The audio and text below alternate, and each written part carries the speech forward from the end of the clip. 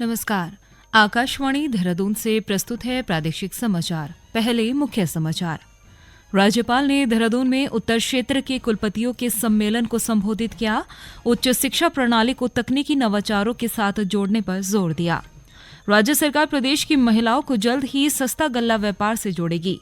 अल्मोड़ा सड़क दुर्घटना के बाद सरकार ने उत्तराखंड राज्य स्थापना दिवस को सादगी से मनाने का निर्णय लिया। और 10वीं विश्व आयुर्वेद कांग्रेस और आरोग्य एक्सपो 10 से 15 दिसंबर तक देहरादून में आयोजित की जाएगी।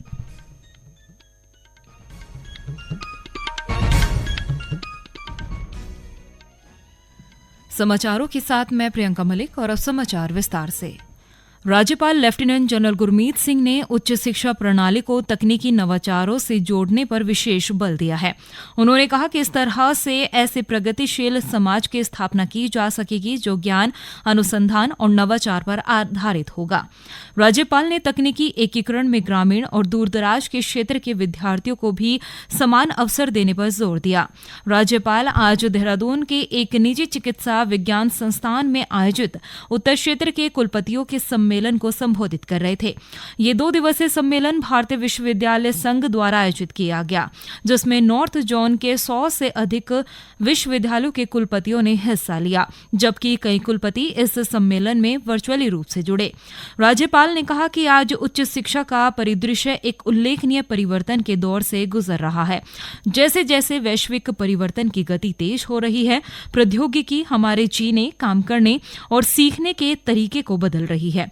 उन्होंने कहा कि शैक्षण संस्थानों को इन परिवर्तनों को अपनाने के लिए विशेष प्रयास करने होंगे। राज्यपाल ने कुलपतियों से आग्रह किया कि वो युवा पीढ़ी को 21वीं सदी में आगे बढ़ाने के लिए आवश्यक तकनीक और कौशल का ज्ञान और प्रशिक्षण जरूर दें। प्रदेश की महिलाओं को जल्द ही सस्ता गल्ला व्यापार से जोड़ा जाएगा। इसके लिए सरकारी स्तर पर आवश्यक कार्रवाई की जाएगी ताकि महिलाएं भी आत्मनिर्भर होकर सरकारी राशन की दुकानों के माध्यम से रोजगार प्राप्त कर सके। कैबिनेट मंत्री रेखा आर्य ने हरिद्वार के बहादुराबाद में प्रदेश भर के सरकारी सस्ता गल्ला व्यापारियों के प्रादेशिक सम्मेलन में ये बात कही।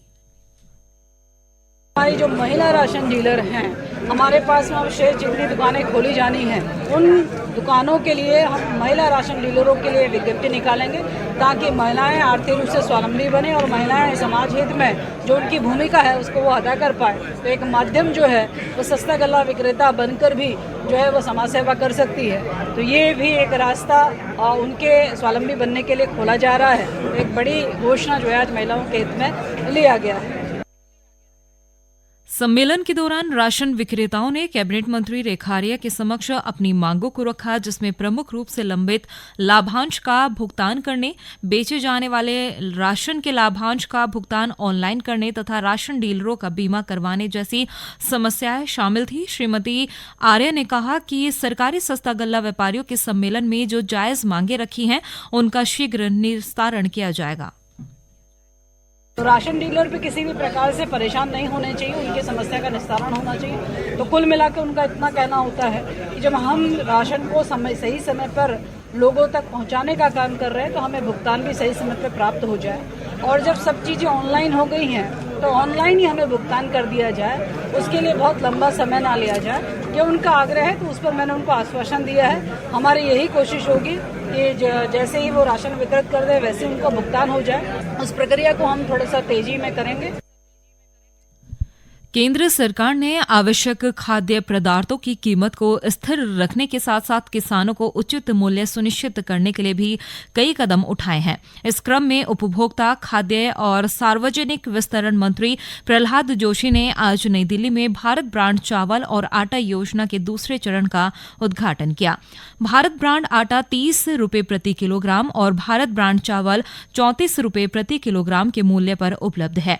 उद्घाटन के बाद श्री जोशी ने अपने संबोधन में कहा कि भारत ब्रांड चावल और आटा की बिक्री से किफायती दरों पर आपूर्ति बढ़ेगी और बाजार में इन आवश्यक खाद्य पदार्थों की कीमतों को नियंत्रित किया जा सकेगा। भारत ब्रांड के उत्पाद केंद्रीय भंडार, भारतीय राष्ट्रीय कृषि सहकारी विपणन संघ और भारतीय राष्ट्रीय सहकारी उपभोक्ता महासंघ से खरीदे जा सकते हैं। कृषि मंत्री गणेश जोशी ने कहा कि किसान अपनी इच्छा से कहीं से भी कृषि यंत्र खरीद सकते हैं और इसमें विभाग का हस्तक्षेप नहीं होगा। किसानों को दिए जाने वाले कृषि यंत्र पैनल बाजार से अधिक मूल्य पर किसानों को दिए जाने के प्रकरण सामने आने के बाद कृषि मंत्री गणेश जोशी ने ये निर्देश दिए हैं। उन्होंने कहा कि किसान स्वतंत्र रूप से कहीं से भी कृषि यंत्र खरीदकर अनुदान प्राप्त कर सकते हैं। ये समाचार आकाशवाणी के देहरादून केंद्र से प्रसारित किए जा रहे हैं। ताज़ा समाचार के लिए आप हमारे सोशल मीडिया एक्स व Facebook page Akashvani news Uttarakhand को फॉलो कर सकते हैं। साथ ही ये समाचार हमारे YouTube channel Akashvani news Uttarakhand पर भी उपलब्ध हैं। आगामी 9 नवंबर को उत्तराखंड राज्य स्थापना दिवस सादगी के साथ मनाया जाएगा। पूर्व में धामी सरकार ने राज्य स्थापना दिवस को भव्य रूप से मनाने का फैसला लिया था। मुख्यमंत्री पुष्कर सिंह धामी ने कहा कि अल्मोड़ा के मारचूला में कल हुए भीषण सड़क हादसे के बाद सरकार ने राज्य स्थापना दिवस को सादगी से मनाने का निर्णय लिया है। सचिवालय में संबंधित अधिकारियों के साथ बैठक करते हुए मुख्यमंत्री ने निर्देश दिए कि पर्वतीय क्षेत्रों में जहां अतिरिक्त बसें संचालन की आवश्यकता है उसका आंकलन किया जाए और आवश्यकता अनुसार नई वाहन खरीदे जाए। उन्होंने सुरक्षा की दृष्टि से सड़कों पर क्रैश बैरियर लगाने के भी निर्देश दिए। मुख्यमंत्री ने कहा कि सड़क हादसे में घायल व्यक्तियों और मृतकों के परिजनों के साथ सरकार खड़ी है। वास्तव में बहुत हमारे लिए इतनी बड़ी घटना, बहुत देश में दुखद है। राज्य स्थापना के भी अनेक कार्यक्रम होने के सभी कार्यक्रमों को हमने कहा है कि क्योंकि कल्चरल कार्यक्रम हमारा 8 तारीख को प्रस्तावित था, उस कल्चरल कार्यक्रम को अभी स्थगित कर दिया है इस शोक के कारण से। और जो भी हमारे लोकार्पण और इस प्रकार के बड़े समारोह होने थे, उस सभी समारोह में जो भी सांस्कृतिक कार्यक्रम थे, इस प्रकार के कार्यक्रम थे, उन सभी को उसमें से हटा दिया सादगीपूर्ण तरीके से, क्योंकि शोक का विषय है और हम सभी लोग दुखी हैं, पूरा राज्यवासी दुखी है। हम भगवान से प्रार्थना करते हैं कि जो हमारे बीच में नहीं रहे, जो जिनकी इसमें जान गई है, भगवान उनको अपने श्री चरणों में स्थान दे और उनके पारिवारिक जनों को इतना बड़ा कष्ट आया, आघात आया, उनको ये कष्ट सहने की भगवान शक्ति प्रदान करे। श्री धामी ने कहा कि राज्य स्थापना दिवस के उपलक्ष्य में 8 नवंबर को प्रस्तावित सभी सांस्कृतिक कार्यक्रम स्थगित रहेंगे और वाहन दुर्घटना में मारे गए लोगों की स्मृति में पूरे राज्य में सेवा एवं स्वच्छता के कार्यक्रम आयोजित किए जाएंगे। 10वीं विश्व आयुर्वेद कांग्रेस और आरोग्य एक्सपो इस साल 12 से 15 दिसंबर तक देहरादून में आयोजित की जाएगी। मुख्य सचिव राधा रतूड़ी ने आज सचिवालय में इसके आयोजन को लेकर संबंधित विभागों के साथ बैठक की और तैयारियों को अंतिम रूप देने के निर्देश दिए। विश्व आयुर्वेद कांग्रेस और आरोग्य एक्सपो के उत्तराखंड में आयोजन को ऐतिहासिक बताते हुए मुख्य सचिव ने कहा कि कार्यक्रम के दौरान आयुर्वेद के क्षेत्र में राज्य की उपलब्धियों को प्रदर्शित किया जाएगा।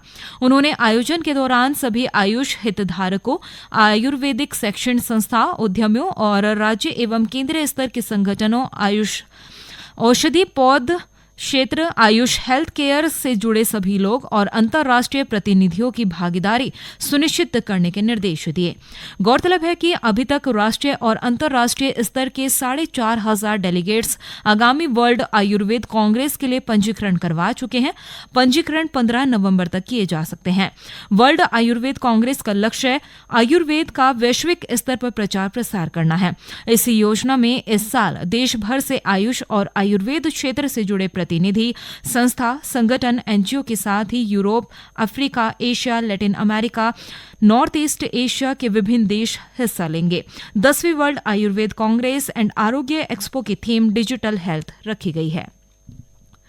टिहरी जिले में दूरदराज के पासपोर्ट आवेदकों को उनके घर के पास ही पासपोर्ट सेवा प्रदान करने के उद्देश्य से विकास भवन नई टिहरी में 22 और 23 नवंबर को पासपोर्ट मोबाइल वैन कैंप का आयोजन किया जा रहा है। क्षेत्रीय पासपोर्ट कार्यालय देहरादून की ओर से आयोजित इस कैंप में नए और पुनर्निर्माण श्रेणी के ऑनलाइन भरे गए पासपोर्ट आवेदन स्वीकार किए जाएंगे। इस कैंप में तत्काल श्रेणी पीसीसी के लिए आवेदन और किसी अन्य कारण अथवा दस्तावेज की कमी के कारण पहले से रुके हुए आवेदन स्वीकार नहीं किए जाएंगे। इस 2 दिवसीय कैंप के लिए हर दिन 50 अपॉइंटमेंट स्लॉट ऑनलाइन बुकिंग की जा रही है। ऑनलाइन पंजीकरण वेबसाइट www.passportindia.gov.in से किए जा सकते हैं। बागेश्वर के जिलाधिकारी आशीष भटगाई ने जिले में जल जीवन मिशन योजना के कार्यों में हो रही देरी पर नाराजगी व्यक्त की है। उन्होंने संबंधित विभाग के अधिकारियों को फटकार लगाते हुए कार्य में तेजी लाने के निर्देश दिए। जिलाधिकारी ने अधूरे कार्यों को अभियान चलाकर 3 दिन के भीतर प्रगति रिपोर्ट उपलब्ध कराने के भी निर्देश दिए। उन्होंने कहा कि यदि कार्यों में अपेक्षित प्रगति नहीं आई तो संबंधित क्षेत्र के अभियंता के विरुद्ध आवश्यक कार्रवाई की जाएगी। और अंत में मुख्य समाचार एक बार फिर।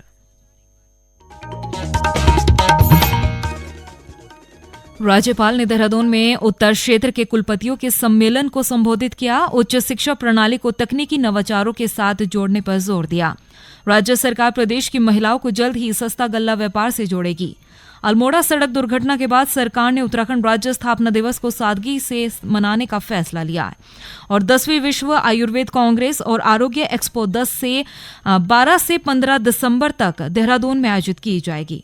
इसके साथ ही प्रादेशिक समाचारों का बुलेटिन समाप्त हुआ। नमस्कार।